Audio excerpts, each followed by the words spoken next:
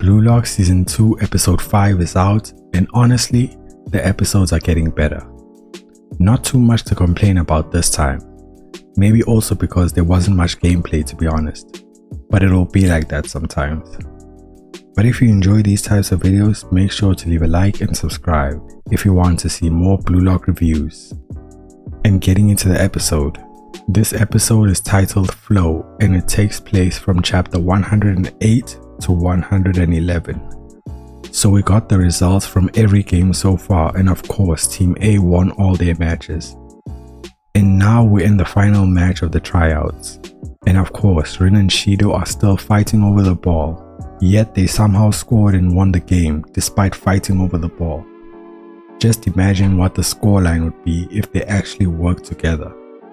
And now these boys are ready to throw hands. This was probably going to be the outcome if Bachira and Shido went at it at the end of last season.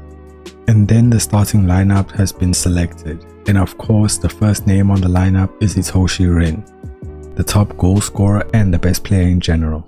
That was a no-brainer. The team has to be built around him if they actually want to win. Gagamaru takes the goalkeeper position because of his insane reflexes and flexibility, not to mention his agility. The two players occupying the centre-back positions are Aryu and Nico. Aryu's height is a great asset to have for a centre-back, and Nico's intellect and smell for danger makes him a great fit for the position. The two fullbacks will be Chigiri and Bachira. Speed and skill are the main reasons for the choices in these positions, as they round up the defensive line for Blue Lock 11. And the defensive midfielder is none other than Karasu. Of course he would make that position. He's the best at reading the game and keeping the ball. His skills of analyzing the game will be a great asset as the heartbeat of the team. And the players on either wing are both from the top 6, Otoya and Yukimiya. Otoya's speed and stealth will be used to make runs in behind, and Yukimiya will dominate them one-on-one. Then we get to the two central midfielders, and the first one being Nagi. Using his ball control, Blue Lock can get into really good scoring positions, and maybe allow him to get his own goal.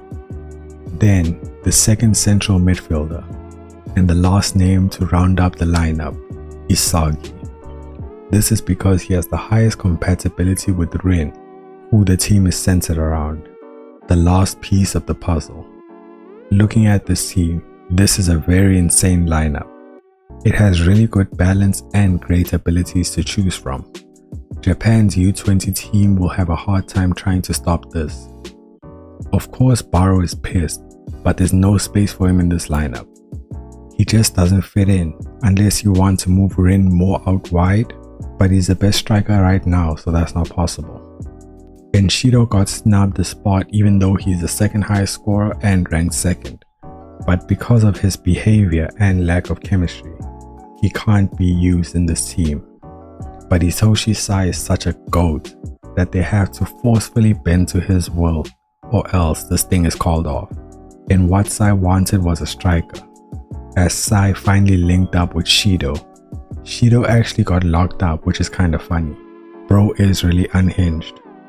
It's time for the final training camp to start.